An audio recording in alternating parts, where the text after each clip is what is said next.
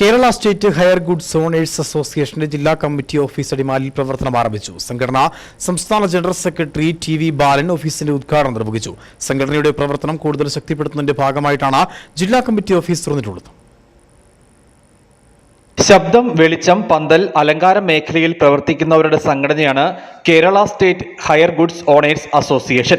അസോസിയേഷന്റെ പുതിയ ജില്ലാ കമ്മിറ്റി ഓഫീസ് അടിമാലിയിൽ തുറന്നു. കണ്ണാട്ട് ബിൽഡിംഗിലാണ് ഓഫീസ് പ്രവർത്തനം ആരംഭിച്ചിട്ടുള്ളത്. സംഘടന സംസ്ഥാന ജനറൽ സെക്രട്ടറി ടി.വി. ബാലൻ ഓഫീസിന്റെ ഉദ്ഘാടനം നിർവഹിച്ചു.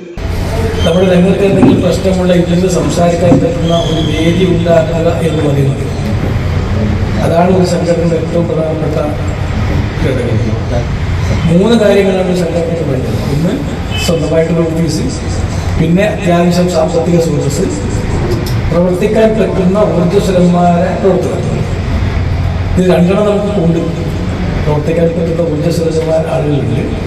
ഇപ്പോൾ ഓഫീസ് കൊണ്ടും ഇനി സാമ്പത്തികമാണ് വേണ്ടത്. സംഘടനയുടെ പ്രവർത്തനം കൂടുതൽ ശക്തിപ്പെടുത്തുന്നതിന്റെ ഭാഗമായിട്ടാണ് ജില്ലാ കമ്മിറ്റി ഓഫീസ് തുറന്നിട്ടുള്ളത്.